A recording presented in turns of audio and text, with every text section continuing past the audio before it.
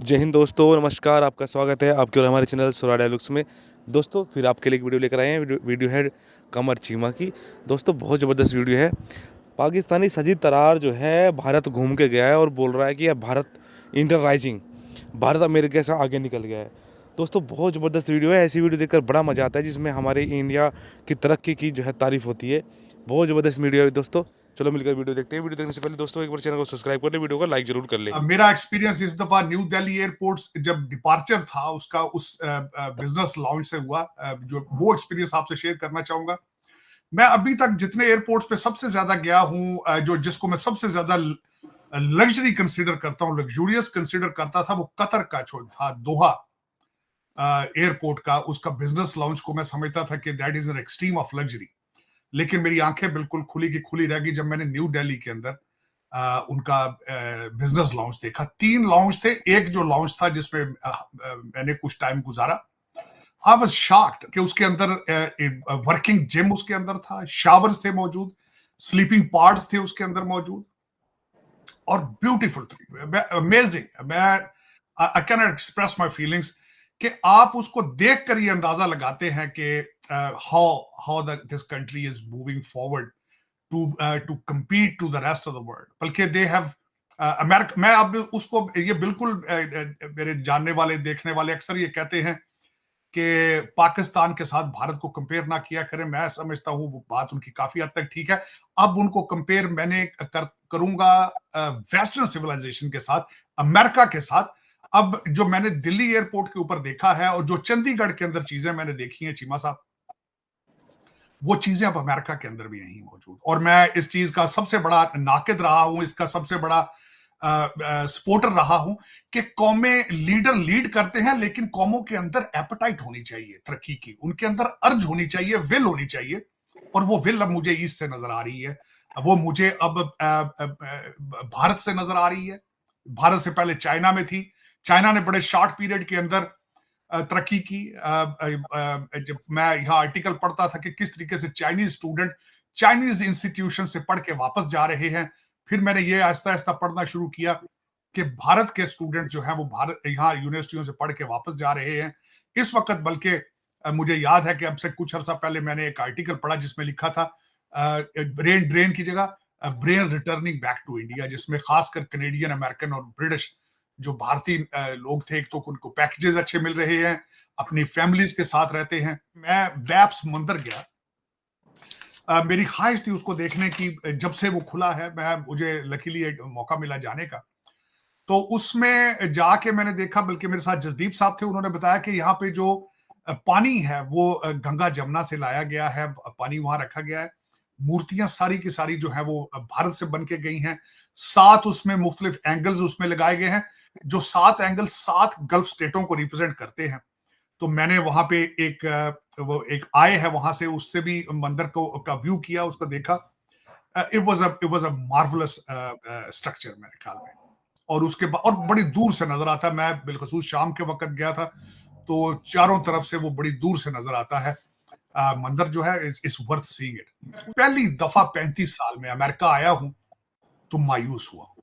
मैं जब भी अमेरिका आता था पहले, चाहे मैं रशिया गया, चाहे मैं चाइना गया, चाहे मैं यूके यूरोप जाता था, वापस आता था तो I always used to have feelings कि I have landed to the best country on the planet. इस दफा मुझे जब मैंने लैंड किया है डलस एयरपोर्ट पे, तो मुझे लगा है जिस तरह मैं 50 साल पीछे आ गया। इस मुल्क के अंदर एक सड़क सीधी नहीं, एक सड़क नहीं बना सके पिछले 25 सालों में। यूपी के अंदर 6 नए एयरपोर्ट बन रहे हैं। आप मुझे अमेरिका में बताएं कितने एयरपोर्ट बन रहे हैं। अमृतसर का अलग एयरपोर्ट है, जयपुर का अपना एयरपोर्ट है, हर स्टेट के अंदर 6-6 एयरपोर्ट है। लेकिन यहां पे आप मुझे बताएं पिछले 25 सालों में कोई नया एयरपोर्ट बना हो, कोई नई सड़क बनी। एक और बताता हूं बात, ये छोड़ें इस पर। चीमा साहब, परसों मोदी साहब ने जाके कलकत्ता में एक अंडर वाटर टनल का इफ्तिताह किया है। और मैं उसके बाद बताना चाहूंगा कि उस पर खासियत क्या है उस टनल की। 4.8 किलोमीटर की टनल है, 9 feet deeper than the level of the river, 9 metre deeper. और कंप्लीट की है 66 दिनों के अंदर। 66 दिनों के अंदर कंप्लीट की गई। मैं जब भारत के अंदर वहां मौजूद था, $10 बिलियन का सेमी कंडक्टर का प्लांट लग रहा है गुजरात के अंदर, $10 बिलियन उसकी लागत होगी। कमाल क्या होगा, 100 दिनों के अंदर अंदर वो कंप्लीट होगा, 100 दिनों के बाद वो ऑपरेशनल होगा।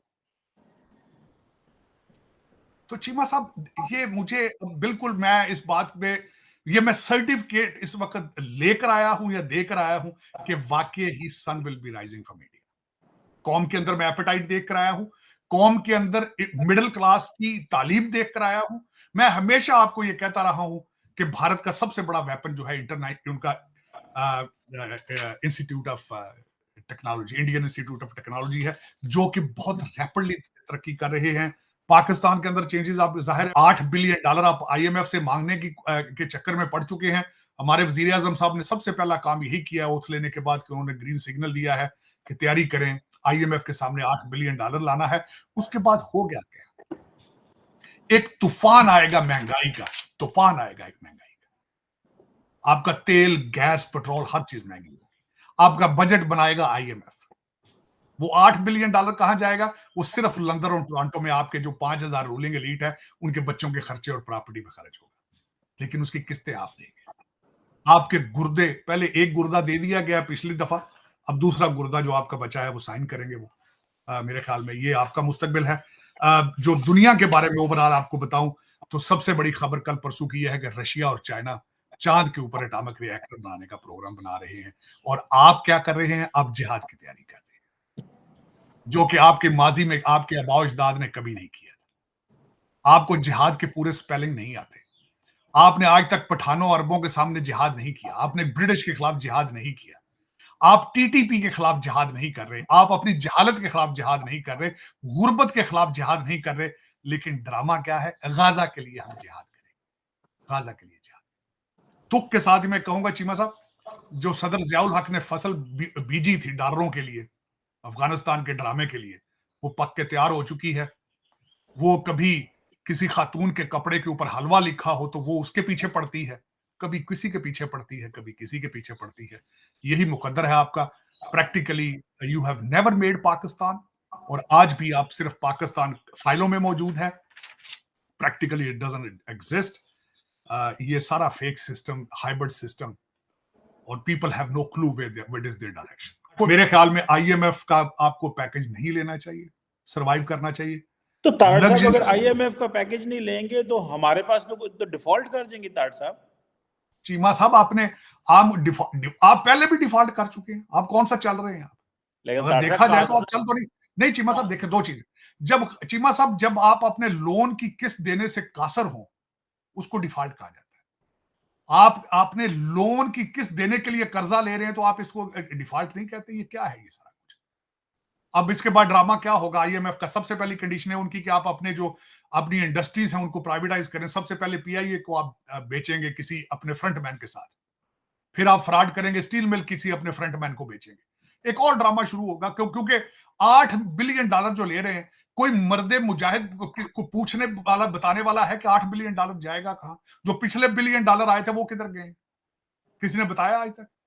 काजी फायज ईसा साहब ने ये तो कह दिया कि भुट्टो के साथ बड़ी ज्यादती हुई है, कत्ल उसके नजायज। काजी फायज ईसा साहब ये क्यों नहीं बताते कि पिछला $4 बिलियन कहां गया? मेरी समझ से बाहर है कि क्यों आपके पर चलते हैं उस चीज पे बात करने के लिए, पैसा जा कहां रहा है? चीमा साहब, इस तरह मुल्क चलते नहीं और चल भी नहीं रहे आप। सबसे बड़ी बात यह है कि इसको अगर मुल्क चलाना, क्या अगर आप कहते हैं तो मैं नहीं समझता कि चल रहा है।